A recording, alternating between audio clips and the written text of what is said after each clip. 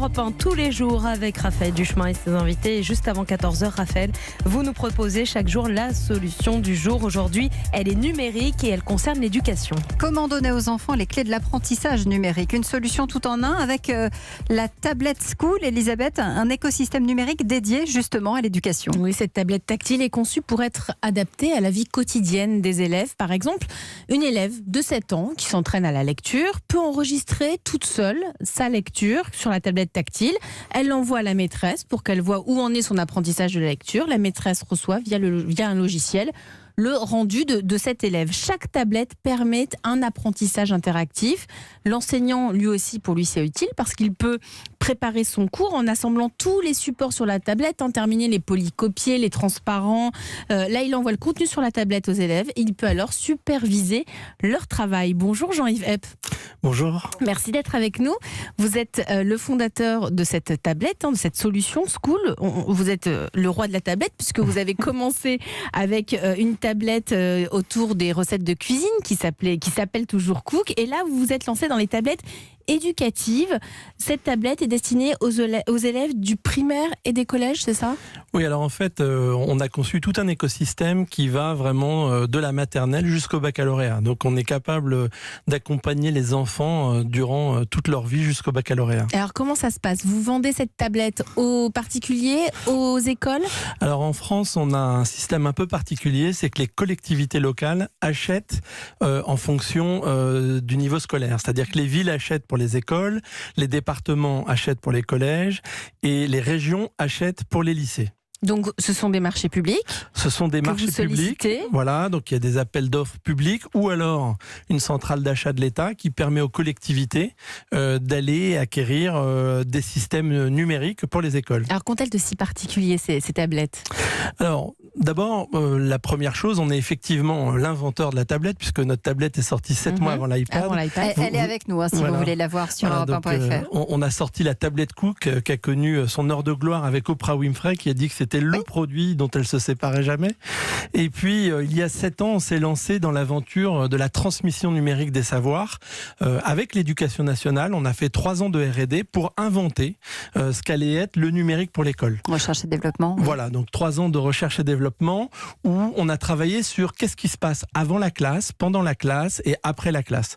Donc on a eu la chance de travailler avec 8500 enfants, 350 enseignants, 17 collèges, le département, l'académie, pour inventer ce que le numérique allait pouvoir changer dans les apprentissages au quotidien. Et qu'est-ce qui change dans le quotidien, là, depuis que vous avez vendu vos tablettes à différentes écoles? Alors, le plus gros changement pour moi, c'est ce qu'on appelle la pédagogie différenciée. C'est-à-dire, c'est la capacité à comprendre que dans une classe, quand on veut maintenir le creuset social, eh ben, il y a des enfants de niveaux très différents. C'est-à-dire qu'il y a des enfants en difficulté, il y a des enfants précoces, il y a des enfants moyens, et puis d'autres qui sont plus bons élèves. L'éducation nationale, c'est traiter ceux du milieu, pas du tout les précoces, pas du tout les enfants en difficulté. Le gros changement du numérique, c'est de comprendre que les rythmes d'apprentissage n'étant pas les mêmes, eh bien, on va donner des temps différents aux enfants pour apprendre, tout en les maintenant dans cette classe qu'est le creuset social si important à la société française. Le coach Frédéric?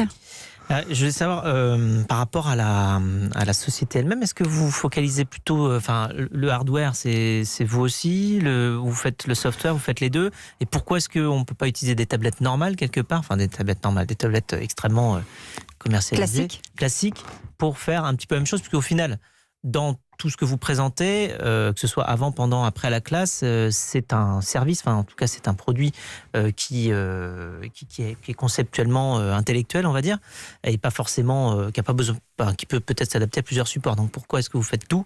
Est-ce que c'est par nécessité?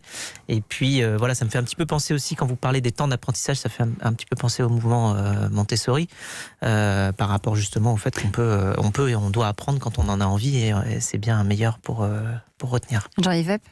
Alors, plusieurs réponses à ça. La première, elle est liée au marché public. Les marchés publics sont des marchés de matériel.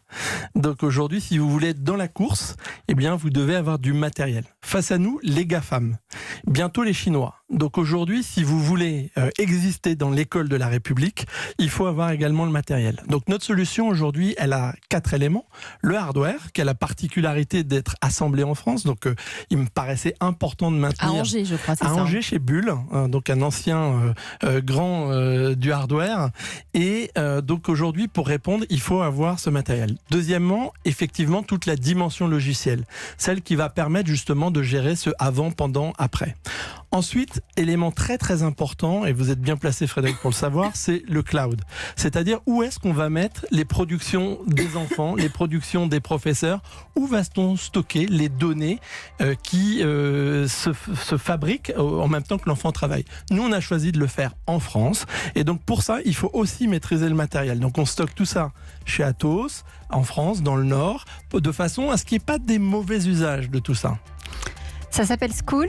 Ça s'appelle Skool. SQOOL. C'est la solution d'aujourd'hui. Merci d'être venu nous en parler. Merci à Frédéric qui était notre coach. On se retrouve demain. À demain, Raphaël.